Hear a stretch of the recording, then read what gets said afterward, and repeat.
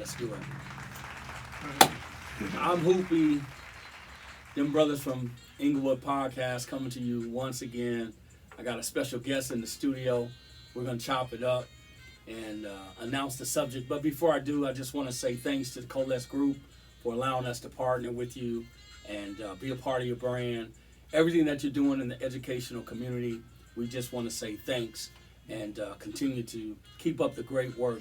And to Fruit Off the Vine Clothing Apparel, thank you, Chris Camille, for allowing us to be a part of your brand. And as you raise awareness and build esteem, self-esteem for young girls and women, we just say thanks. And we look forward to many different things in the future with you. Well, we're back again, and so I just want to introduce a special guest who I've known for many years, and he has been a huge impact not only to the educational community but to the sports community as well. There's so many different facets to his life and to what he's doing, and so without me getting into all of the details, I just want to introduce LaMont Henry. I just want to say thanks for coming into the studio, man, and sharing with us, and hopefully this will be a great topic as well. So if you could just introduce yourself to the audience, and then we'll just kind of go from there. Give us a little background. Most definitely. First off, just glad to be here. Yeah. I enjoyed the fact that the Brother Cam invited me out to meet with all of you. Well, my name's LaMont. I'm a local. I grew up in the city of Inglewood. Attended Warren Lane and Monroe and Morningside High School. Graduated in '77. Went to El Camino College. Went to Cal State Dominguez. Landed a job at South Torrance High School, where I was campus security officer / head basketball coach, and had a lot of success at South High.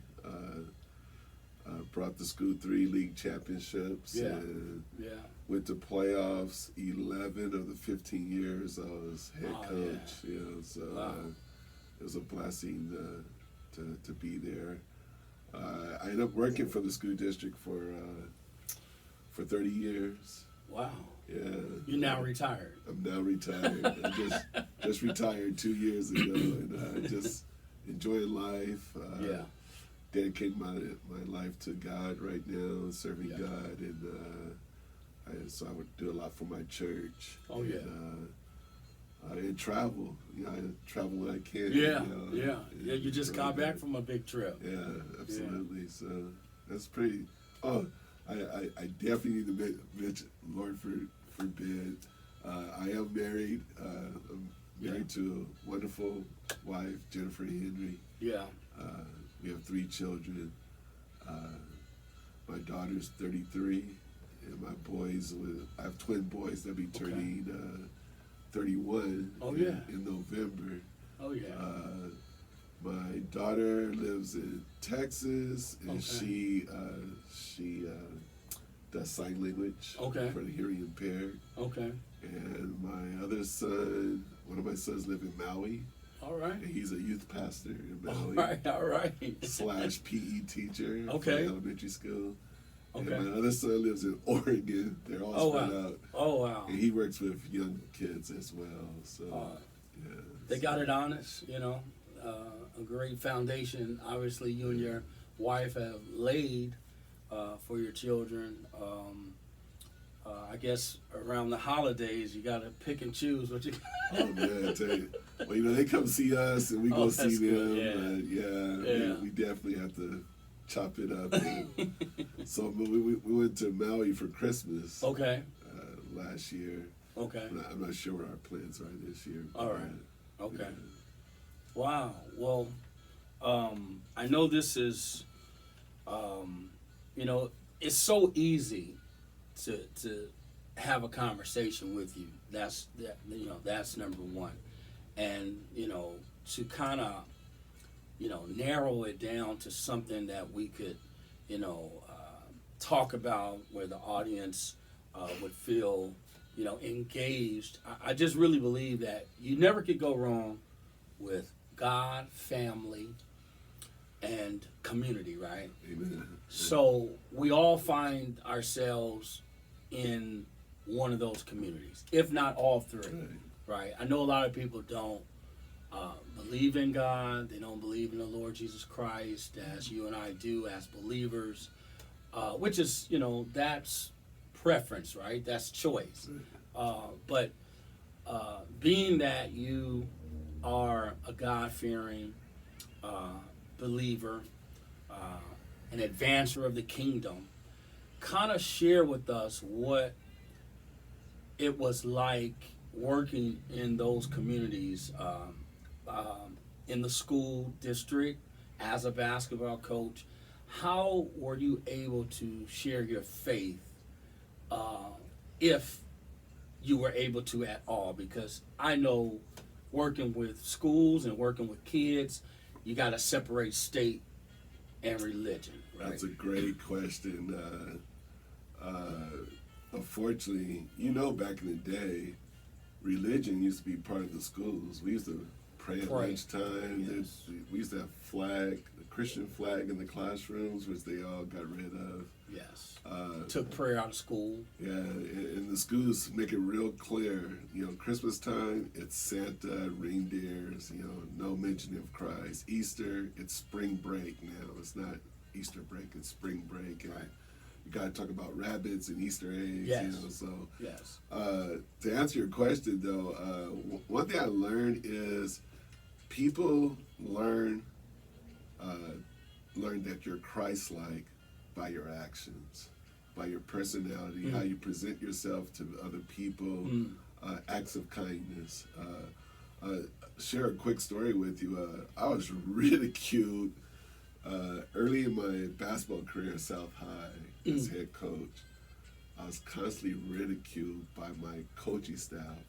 LaMont, you're too nice. LaMont, you're too this. LaMont, you're too that. And it really bothered me. I am a genuine nice person. Yeah. But what they were calling nice, I called it something different.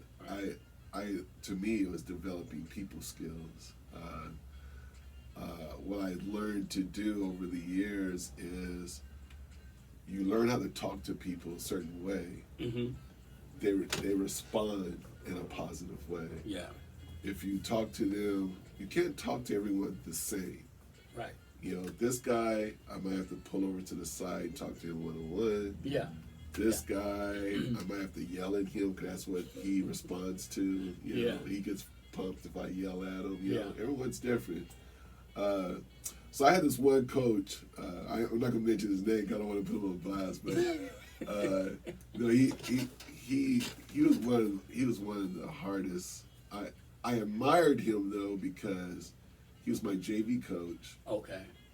And I have to thank him for getting guys like Jimmy Williamson and Jason Anthony and Kyle. He helped me prep those guys. Okay. Amazing coach, great guy. Okay. But he was one of the guys that was always getting on me like, man, you're too nice, you're too close with the kids. And let me share about that. Real quick. I was close with the kids. I'm a different kind of coach. Yeah. And the reason why is before I became a basketball coach, I was already working with kids. Okay. Mainly the YMCA. Okay. I was working for the Torrance YMCA. I was a camp counselor, camp director, and in a campy environment, kids call you by your first name. Of course. And you get to know the kids because you get close with the kids because you get to know them a little better. You can talk to them about their problems, struggles they're going through, and so forth. I brought that with me to the high school. So between that and being a Christian, my blend with the players is I want to get to know my players. I want to know, what time to get up, what time to go to bed.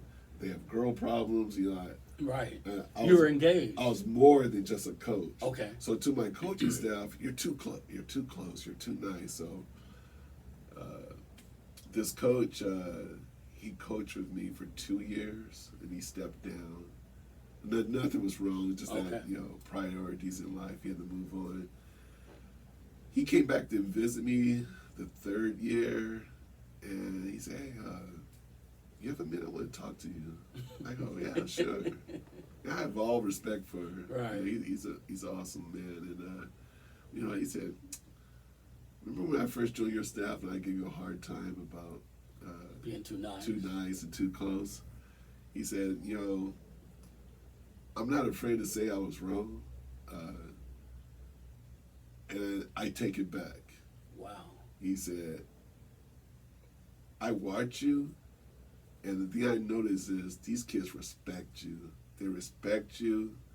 They admire you. You have a connection with them that a lot of coaches just don't have." And, at first I wasn't understanding your relationship with kids, but now when I look back, I said, man, these kids, they admire you, like not just for now, but for life. Like, and man, hearing that from him, because you have to understand, had a lot of respect I have for him. Utmost respect for this gentleman. Hearing that from him, man, it's just like, thank you, because for a long time, I was trying to convince people, like, no, my way works. You just gotta trust me, buy in. But a lot of us who are old school, we're used to the screaming coaches, yelling, cursing at us. And, I'm trying to teach guys, like, it ain't got to be like that. I mean, have I yelled at players before? Yes, I have. Have I cursed at kids before? Yes, I have. But, you won't see me doing that 24/7. Right. I prefer time and place. Yeah, there's a time and place. Certain situations. Exactly, certain situations, absolutely. So, the coolest thing, finishing up on what you were asking me, I started learning that by being Christ-like, people are going to recognize it two different ways. Mm-hmm. If they're a Christian, they're going to acknowledge that you got to be a Christian, because that happened. A gentleman one of the dads came up to me and said, "You're a Christian, aren't you?" I go, "Yeah, I am." He said, "I could tell." Yeah. And wow, that's that's an ultimate compliment. That's an ultimate compliment. Because what he says, and you shall know them, or they should know you are my disciples. Amen. By the way you love one another. Absolutely. Wow. So you got that side of. The other side is, like, people are more secular, or they just see you as like a great guy. Like, man, this guy, he's awesome, and the kids respond to him well. They listen, and he has good rapport. Yada yada yada, blah blah blah. So you do that. There are opportunities. The rule in the school district is kids could come ask you questions about God, but you're not allowed to. I'm not allowed to talk ask to them. But if they ask me, I can respond. Okay. So that's how it works. So, but to be honest with you, players who I developed real close relationships with, they give me opportunities to share the gospel. Yeah. So I had some of those opportunities. Not a lot, but there was a few. Sometimes I'll wear my Christian shirt from my church or whatever, just to see if a kid would come ask me something. Cause that's the only way. Because what kids will come up and ask you about Jesus? Like, if they don't see some type of so, what they say, open door. It's like, exactly. Okay, what is Coach wearing? He got his cross on the thing. What's up with that? Yeah. So and sometimes that works. Kids would come ask questions, and you get into interesting conversations because there's a lot of non-believers out there. But they're curious to know. I remember the two young players you allowed to play with me, AAU. They were both Christian, and one of the players, he was point guard. His father was a pastor. I forgot his name. His sister was the starting point guard for USC. Now she does CrossFit. Trent Hagia. Right, man, I was crazy about that family. They were just always even keel. It was about execution, but more importantly, you could tell they're just good human beings. Right, absolutely. And when they found out that I was actually a pastor and everything, they were like, And wow, they really, cool. I remember they really liked you. Yeah, they were like, that's cool, Yeah. But that speaks to really the person you are, the character that you have, where you are able to live and walk out your faith, Right. Being in that controlled environment. Your opportunity came in your presentation. Absolutely. Your commitment to Christ showed, even in your profession. I always tell people, it's nice to be nice, and if your character is on display, people will start to equate that to the love of God, to the cause of Christ, because it's normal for us because we're believers, Exactly. but it's not normal. It's not the norm in society. Right. People are always uptight. They're always, after, a certain something, whether it's material or monetary. There's always conflict around us. So we don't see the impeccable character on display all the time, because most people, anytime you're void of God, then that means you're absent of love. There's other expressions of love. We understand that there's different functions or categories, agape and so on, eros or whatever, but still you kind of sense in these environments that they mistake kindness for weakness. They think because you're a nice guy, you're a sensible coach. It drives me crazy. He's like, oh, this guy's weak. Let me try him, or let me, it's like, let me do something to bring him out of character. It drives me crazy. And so I guess you cleared that up, perfectly. And with that, by you being such a huge part of the basketball community, it brings us to our subject, Unsung Heroes, right? And we know that there are many categories and descriptions of what we consider unsung. But I kind of wanted to, since we're both from Southern Cal, and we've had experience from San Diego all the way to Frisco, what would you say in your brief scholarship and your time in this community, who comes to mind when we speak of an athlete who was unsung? I mean, who is there anyone that comes to mind? Because you've seen so many. There's quite a few, but one of the first persons come to my mind is Shea Cotton. Unfortunately, he made a lot of noise in high school. Oh, he was very... Yeah. And unfortunately, didn't make it into D1 basketball due to the lack of being able to pass the SAT. Yeah. And so, which was those are his first hurdles. Yeah. Remember, he signed with UCLA. Yeah. He went there. Next thing they know, they canceled out his SAT. Right. He had to go to prep school. Before he went to prep, I believe he went to Long Beach City College. I believe so. And he had a brief stay. Right. And then they said, you're clear. Or maybe he did go to prep first. I think he went somewhere on the East Coast.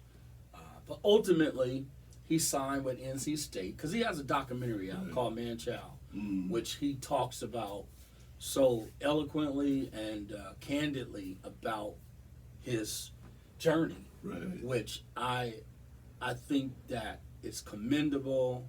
I think it has opened a lot of doors for him because he can truly say that he was at the apex of his craft, and he still wasn't allowed in. That's crazy. I think also, I think about Dwayne Poley. Dwayne Poley was a very, very special talent. He did go to college. He did graduate. He graduated from Pepperdine after leaving UNLV. Right. He finished his career with Jim Herrick. Local guy. I saw him in high school. I saw him when I was, coming up. But to see that his career never got off the ground Right. after being such a, he was McDonald's All-America in high school. And I just think that they don't really mention Dwayne Poley enough. Yeah. They don't talk about his skill set. Mm-hmm. It's tragic that things come into our lives, and some things we don't conquer, Right. and we have to go another route. But he's one of the guys that come to mind when I think of an unsung hero. What qualifies one to be unsung? Is it because some guys went to the pros and didn't blossom, or they had a short stint? Ralph Jackson, he got drafted. Right. He played 1 year, and it was over. Like, he just went right into the workforce. Baby Jordan, Harold Miner. Well, he spent 4 years. Yeah. Those first 3 years, he was a reserve. He didn't really flourish. Right. Because of opportunities, opportunities that weren't really given to him. Yeah, I think sometimes with some of these athletes, it's all about good fits. Right. Like with Harold Miner, I don't think that team was a good fit for him. I think if he was on a different team, it probably been a different experience. Yeah. It's unfortunate. Yeah. But answer your question. I think unsung. I think there's different categories of unsung hero because unsung hero could be a player that was talented and didn't go far. Yeah. Or it could be a role player who did a lot of the underlying things that a coach needs for a player to do. But people are so focused on points. It's always the guy who scores all the points. That gets the glory. Exactly. But I've always been a big admirer of guys that do all the dirty. Like, you don't hear people talk about Kurt Rambis. No. He's definitely an unsung hero. Without Kurt Rambis, Lakers would not have won. I mean, that guy, he was on the board, he did all the little defense, stuff. Yeah. Doing all the things. So, like, it depends how you categorize unsung hero, because it could be someone that does a lot, but just not talked about, And I don't want to sound biased because, we're both from the same thing. We're from Inglewood. We're from Morningside, Monroe. When I think of Byron Scott's career, I feel like it was unjust being the caliber talent he was and having to accept a role. Great team now, historical team. He even led that team in scoring 1 year and didn't get invited to the All-Star game. He's a 16-year veteran, I believe, and never, ever, ever made an All-Star team. And no, I think he's unsung, no man. No, I agree with you because I'm going to tell you why. He was a vital role player for the Lakers. And Magic counted on Byron to hit those big shots, which he did all the time, and most of the time, I should say. So was James Worthy. I don't think he was unsung. I think James Worthy. That's what I'm saying. Yeah, he was a big. He was an intricate part of what they did outside of Kareem. Did James Worthy make the All-Star team? Yes. Then how come? That's what I'm trying. Right. I'm trying to make the comparison. Yeah, because really what it was is it goes back to scoring. James Worthy scored well and consistently. Right. But he got the ball quite a bit. They always feed it. He got the ball quite a bit. Byron, and people thought, man, you're just being biased because he's from the school and you know him. No, but I would watch the Lakers even when I was in high school and in college, and I would watch the Lakers because Byron, they used to come and play the Jazz, right. and Byron gave me tickets, few times when they would come down. But sometimes Byron wouldn't touch the ball for 3-4 minutes, and then he's wide open. Magic give it to him, and he's expected to make the shot. Where the man ain't haven't even touched the ball in 5 minutes, but y'all expect him to make every shot. And the reason it was that way, not justifying it, but the reason why it's that way is, if you remember, if Magic's not taking it to the hoop, he's feeding Kareem or Worthy. So Byron is like the third option, where if they take away our inside game, I think he was fourth option. Because Magic was third option. Right. And sometimes second, because sometimes he would go to Worthy before he went to Kareem. Right. And then if Worthy didn't, then he drive. Right, exactly. Or drive and kick. So Byron Scott's role was, when they're taking away our inside game, you got to be ready to shoot them. Like you were saying, he has to be ready. But you made a good point. Like, man, he wouldn't touch it for minutes at a time. I felt so bad for him. I have this argument all the time with people. It's like, go back to Kobe. Kobe, phenomenal player. Don't take what I'm about to say wrong. Of course. Probably one of the best players we've seen play in the NBA. But the one thing I didn't like about Kobe was that not getting his teammates involved. And the argument I get from the Kobe generation is that they weren't good. How could they trust him? Like, they could. I said, they don't touch the ball. Right. I said, you cannot expect guys to be ready to drop the ball with cold hands. Right. I said, if Kobe, like Magic, would have learned to get his team involved, I think they'd have been so dangerous. Very dangerous. So dangerous. Very but he dangerous. didn't have that confidence he in did. his team. He just didn't have the confidence, and I think that was established in the off season. I think because Kobe was so focused and driven and committed, he didn't see that in a lot of players, not just his teammates and on other teams. Right. And so he felt like, why should I trust this guy? Right. He's not ready for anything. Right. So let me find a role for him to play, and hopefully he can do that. Right. But give him the ball at a certain time of the game. No, I'm not doing. I'll shoot it. Right. And so I think it wasn't. And then, a lot of people said that he was a selfish person or whatever. I think, honestly, he was wired a way to where you had to be proven with him. You had to earn his trust, because he was going to do all the small stuff. He worked like an animal. He was a special individual. A testament to what you're saying is when he passed Ron Artest the ball and wanted to hit that big shot.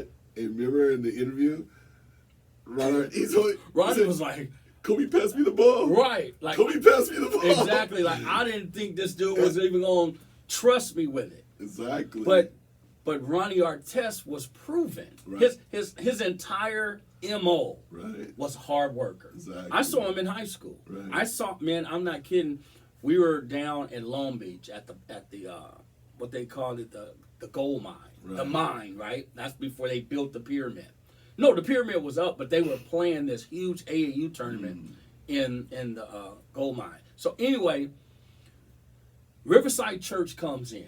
Now they're the talk of the tournament. Right. I mean, everybody was there. Yeah. But Shea was there.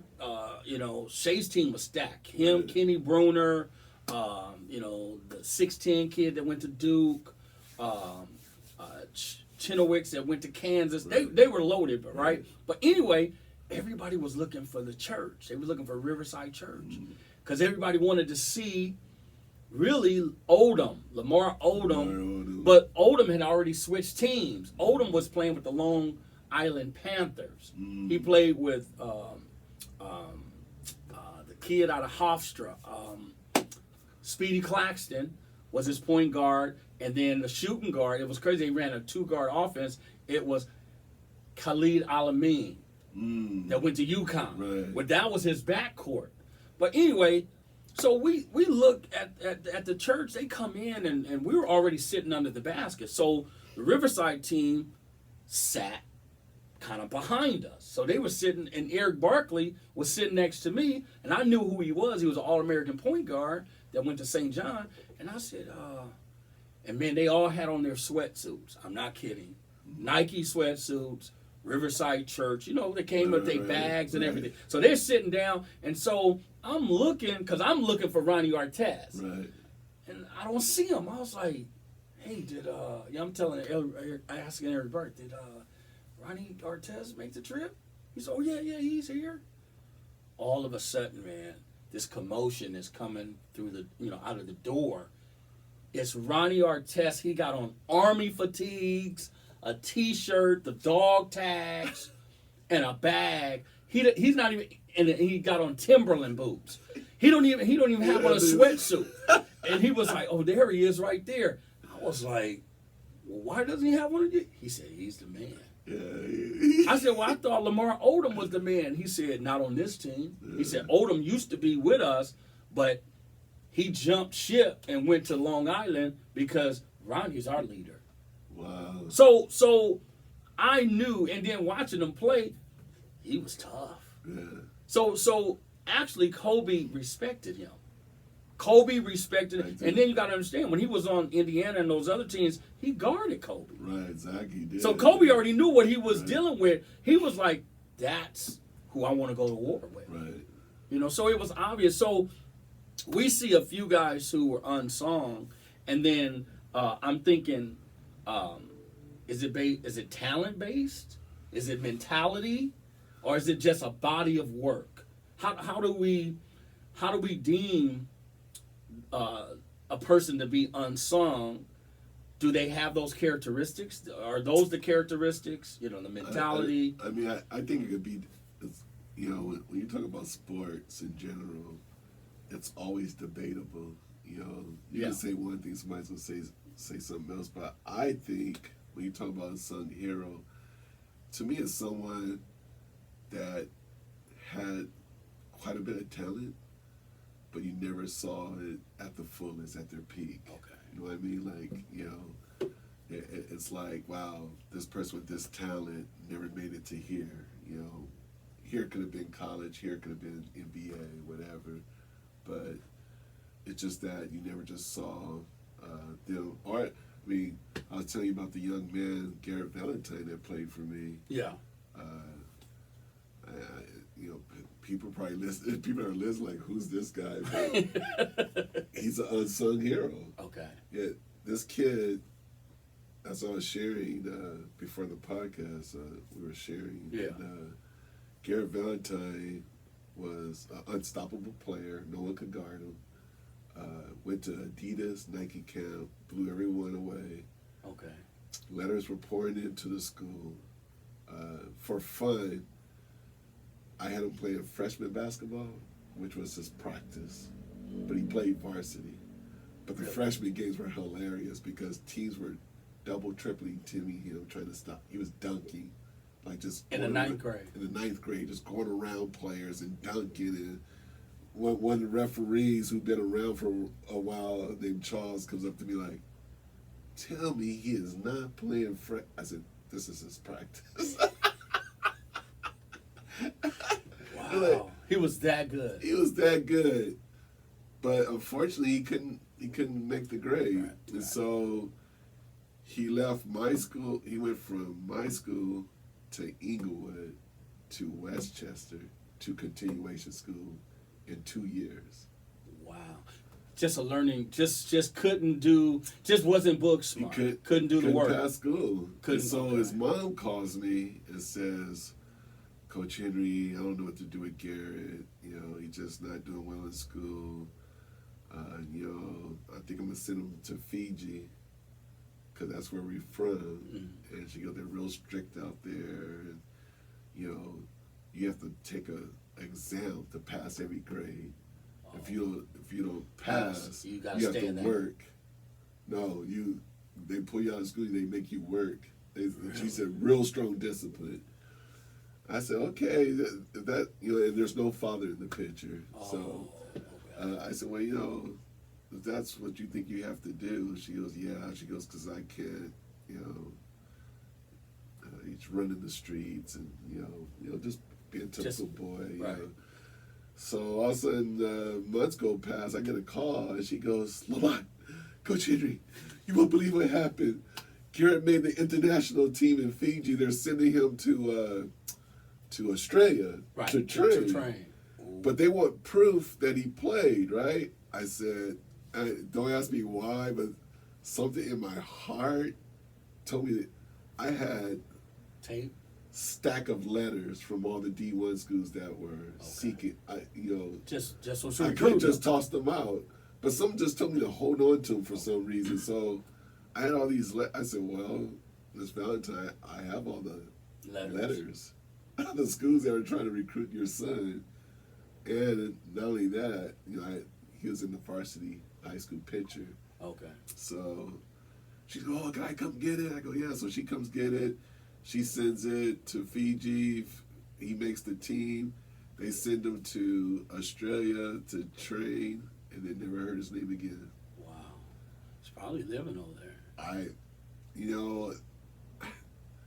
I'm calling him an unsung hero because I don't think whatever happened, I don't think he made it. Because if he panned out, you would have heard something. Yeah, you just Google his name; it should come up somewhere. His name wasn't coming up anywhere, and unfortunately, I lost contact with his mom, so I don't know what became of him. But and I'm sharing that because I bet you, even people that are watching, everybody knows someone like that. Yeah. A player that had all the talent. Yeah. But either drugs or in this case it was academics. But it could be drugs, gangs, whatever. Yeah. Some guys, there's addictions, there's shortcomings, and you don't pan out. Yeah. I think another person that comes to mind, and it doesn't seem like he's unsung because he was so talented and special, but John Williams that went to Crenshaw High School. I remember John Williams. Yeah. I saw him play. I didn't get a chance to play against John until he was kind of in the pros and out of the pros because we played in the Drew League. So when I think of his career and I think of his talent, he was different. He was that kind of player that comes around every 25 years. And I tell people to this day, he was our LeBron. Except he was more of a gentle giant. Right. He was very humble. He still is. He's a humble man. He wasn't your typical superstar that was boasting and stuff like that. But his early injury. I remember that, yeah. And right when that happened, two of his best friends passed away.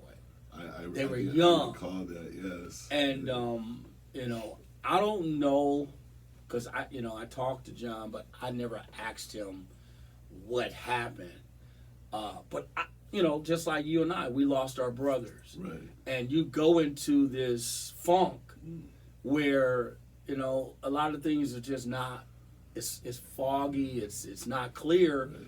And you just kind of lose desire, right? Sometimes it changes. So I'm thinking that added to him not flourishing from that point on. Right. So I would consider people to me, I think it was totally disrespectful to ever say that he was a bust. Right. Because he was never a bust. Right.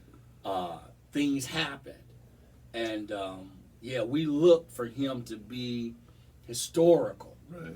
From that point, but his injury, and then those other things. So I just would consider him unsung because. And you sharing that, you remind me of Bill Walton. He was supposed to be the next big thing in the NBA, but he got plagued with injuries and never panned out to never reached his potential because injuries, the physical side of his life. the other thing is, among this national talent that we've heard about over the years, right? And we know that this is a different athletic era, Right. football, baseball, tennis, etc., right? But how would you rank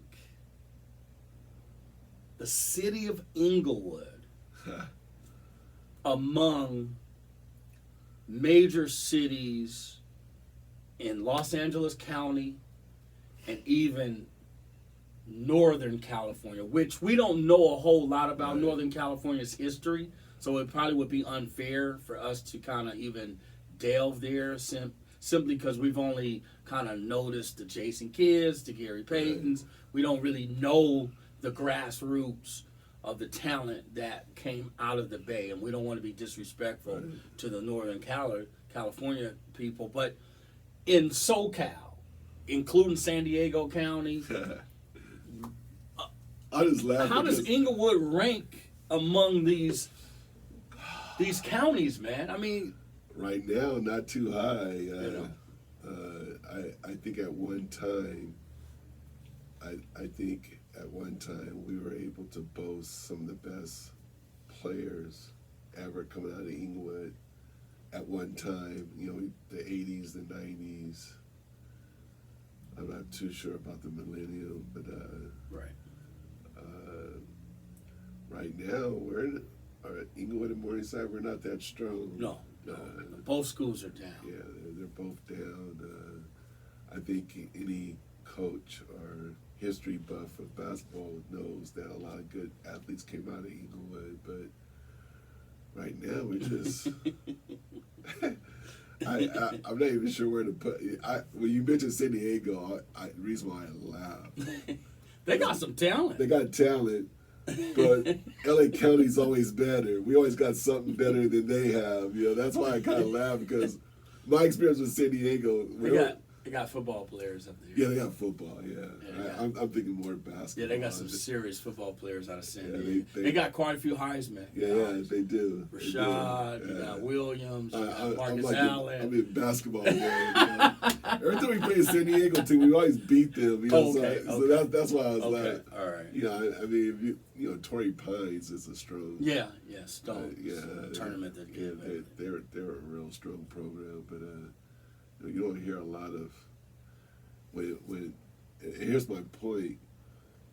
Wherever you talk about state playoffs, and they're not coming from San Diego. Right. They're usually coming from LA County or Northern Orange County or whatever. It's like I think San Diego's basketball programs are below LA County. What about? I got a couple more questions. Have we ever encountered talent like LeBron James and Steph Curry? Have we ever seen this type of talent in the past?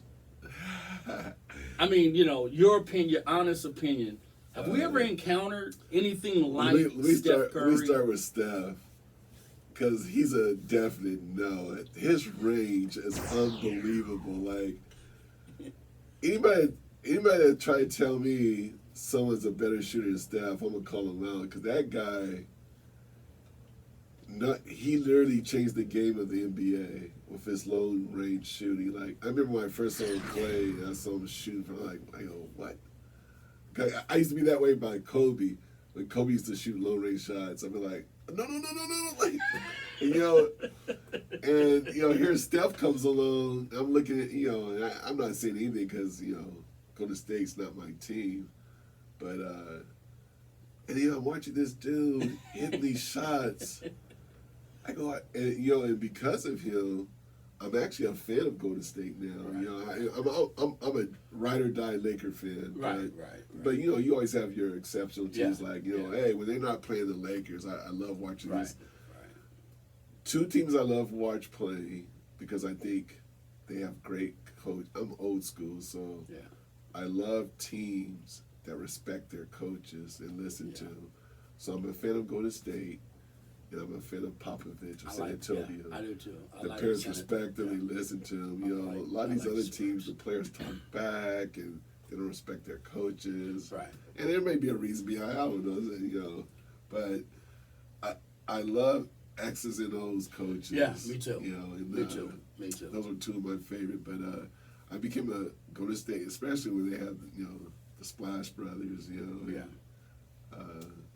It was just a fun team. They literally reminded me of the old school Lakers when Magic played. They're exciting to watch. They have fast pace. I love the fast pace. Yeah. Hard defense, fast pace offense, and their range. But Curry definitely. If we ever see another Curry, and you know, I was watching NBA today. Yeah. And they were saying like there will never be a Steph Curry, but you know. How many times we say that about athletes and somebody 10, 20 years later well, comes along? That's why I say these guys come along like every 20, 25 years. Yeah. And then LeBron, whew, man, I know what my problem is. I am a LeBron hater. Are you? Yeah, I'm a LeBron hater. I'm sorry, but I admire him. Okay. So he's a phenomenal player. I think I have this in me just from over the years before he came to the Lakers. You know, I was one of those guys that you know him hopping teams, and I guess I have some bitterness that kind of blocks some of my rationality. But I have to honestly say he's a phenomenal player. I think Michael Jordan put it well. I love this quote Michael Jordan said. He said, if being the GOAT had anything to do with statistics, I would have kept playing. Okay. So his point was, in comparison, like the argument is, who's the GOAT? A lot of us old school still say Michael Jordan, but you know, a lot of the new school say LeBron. Yeah. And it's very debatable. And you know, Jordan didn't play as many years as. No, he didn't play 20 years. Nah, you know, and he took what, 2 years off? Yeah, or was it a year? It was a year. He took a year off and came back and won three straight. Yeah, so technically he won 6 straight championships. You know, like how can you? He won 6 straight. Yeah, and so you know the arguments I hear, the athletes weren't as talented back then. That's not true. It's not true at all. It's not true. Honestly, it is a different game now. It is. You know, they play the game a different way. Right. But I don't care what anyone says. Athletes of this day and of our day are two different athletes. It's different. They were great in their day, and these guys are great in their day. Absolutely. But if you like I agree with Michael Jordan too. He said, well, it's not fair for any of us to say who's the GOAT if we're not comparing the era in which we play. He said, I never played against LeBron or Kobe. Exactly. He said, so how can you say that they were better than me or I'm better than them? Right. We never played. He said, now match me up with the people I played against. He was like, I never played against Wilt. Right. Exactly. So I can't take nothing from Wilt or Russell. He said, but I played against Jabbar. Right. I was, like in other words, he was saying I was in the NBA when Kareem was in the NBA. Exactly. He was like, does that make me better than Kareem? He was saying that pretty much I dominated my era. Right. I was the best in my era. Because Magic and Bird try to slip out of his era, but no. He's in your era. Don't try to slide out of his era. Michael Jordan. It was the tail end of their career. But he's still in your era. Right. You played against him, and you competed at the highest level. He beat you in the championship. Right. Just like when Kareem played against Wilt, Kareem was 25 and Wilt was 35. Okay, yeah, Wilt was at the end of his career, but you still played against this guy.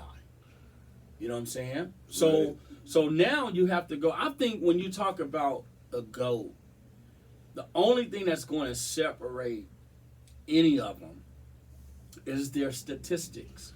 because they didn't play against each other. And that's where the argument comes in, because I've been in many debates, and the problem with debates is some people go by stats. Yeah. Some people go by, well, who was unstoppable? And then other people go by... This guy's unstoppable on the playground. Right? And the other one is, how many rings does he have? Right, because that's statistics. Yeah. So those are statistics. Those are the debates. When I get caught up in debates, those are the three areas that people grapple through. So you always argue, because if I'm going by rings and you're going by, but who was unstoppable, though, I go, well, I can easily say, yeah, but does he have any rings? You know. Yeah, and that like kind of like moral victory. Yeah. Like, okay, well, who's unstoppable? Right. Iverson was unstoppable, but does that make him the greatest? Exactly. So I think people have to make it all fair. You have to just say, let me line your career up, let me line his career up, and let's see. And you can't be mad because he played 21 years and you only played 5. Right. You know, whatever you did in 5 years. Statistically. Okay, and then let's just say, what did he do in his first 5 versus what he did in his first? Then you can statistically line it up. But to me, honestly, I believe Kareem Abdul-Jabbar is the greatest basketball player ever. I believe Kareem is just the greatest ever. I believe Michael Jordan might be the greatest talent ever, because individually, the things that he could do, he could jump, he could play deep. You know, he was different. But Kareem, and it's sad because when they talk about the GOAT, Kareem's name don't even come up. Nope. It's ridiculous. Because half the time, the center never gets glorified. Oh, he's big. He's 7'2". Nobody was his height. He was playing against, like somebody was saying, how you gonna say Wilt and Russell was the best? They were playing against guys who worked in the market, postal guys, and they drove milk trucks for a living. I was like, you can't help it that you 6'9" and this guy is 6'2". It is what it is. But I just kind of wanted to, really throw that out there, because you've seen more generations than I've seen. In the 70s, I was a little boy. In the 70s, you were developing, and you were already preteen. But I got a chance to see some really, really great talent. I got to see guys that, like you said, their careers withered because of personal reasons or decisions that they made. Whatever, it was unfortunate. However, it was still a great, great showing. The last thing I want to ask is, what do you think? Where do you think professional sports is headed? Oh gosh! And I know we're old guys, from the old era, I should say. Where is sports headed? And since we're dealing with basketball, where is basketball headed? It's a money game now, unfortunately. And like you said, we're old school. And I like those. I love the trend of playing for a team, and your pride was in that team. Yeah. And you stay with that team, thick and thin. But now the game is money chasing. Whoever gives me the best offer, that's where. So it's either best offer or let's go build a dream team so we can win. It's either I want to get a ring, so I'm going to go join some guys so I can get a ring, or I'm just chasing money. Because they always say that LeBron started this. He started the team jumping. But I think when free agency really became established, it gave these players better options to earn, right? So we know that they were doing it for better financial options, right?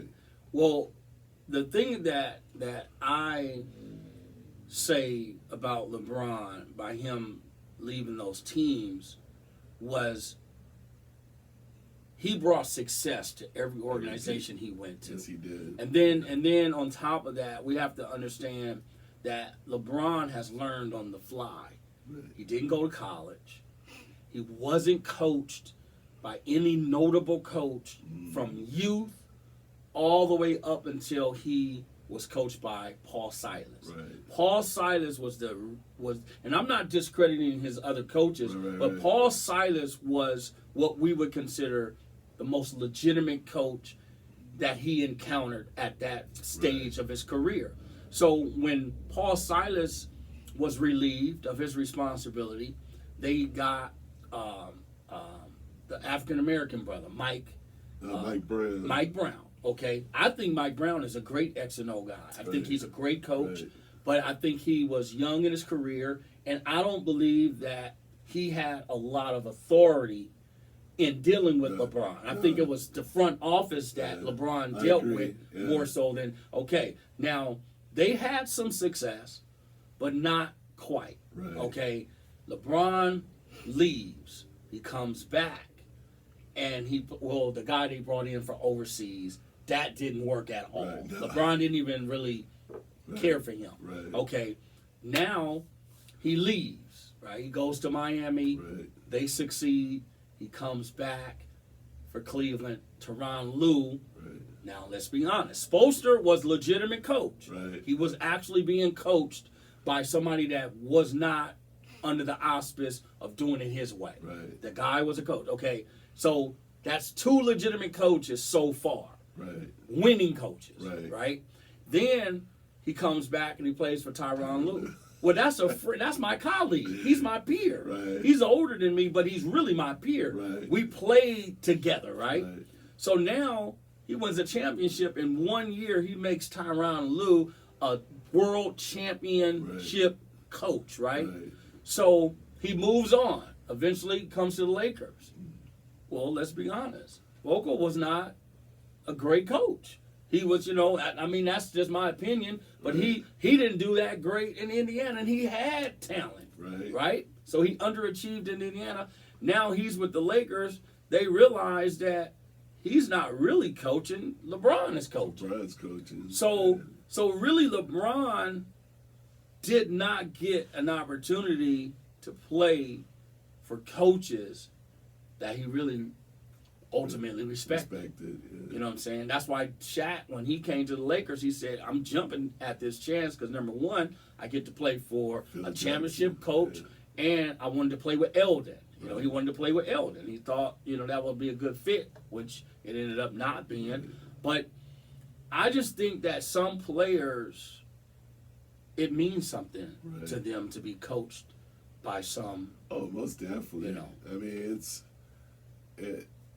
just from my experience being a coach, kids admire a coach that knows what they're doing, knows what they're talking about, and understands the game and knows exactly what they need to do when they get out on the court versus a coach that might be struggling a little bit, and not it's like uncertainty. Yeah. And players see it. I'm not gonna lie, there are some games where I was at a loss where I was like, oh man, like. And the kids could see that. They could see it. They could see like he's trying to figure it out. Even coach don't even know. Right. He's trying to figure it out. I've been there before. It's the worst feeling to know that my players know that you didn't figure it out at that moment. But that wasn't me 24/7 though. Oh. So when you got coaches that are like that all the time, players start losing confidence. Like, man, this coach, And then that's when you have players telling the coach what to do because they know the coach lacks things. My high school coach, like we talked about earlier, he had such a strong presence as a disciplinarian and as an authoritative figure, and one who expected. He didn't just demanded, he expected, execution, results, do the right thing, do it the right way. There were moments when we saw our own leadership. I was a point guard, I was a quarterback, so that was, I had a role to play, right? And I think I played my role to the T. But then there were guys in front of me that were also leaders, and I saw them at critical times step in and say, no, we should do it this way and we should do it that way, because the coach had one of those moments. He didn't really know what to say. Right. He didn't know how to advise us in that situation. And that leader would step in, and I've seen him do it many times. He would step in and say, well, no, let's do this and let's do that. Let's put him here and then let's do this. And he would listen. He was like, okay. and that, those are moments when I knew. I said, yeah, he get it. He knows he kind of knows his weaknesses, And but man, it's just great to have you in the studio to just kind of chop it up.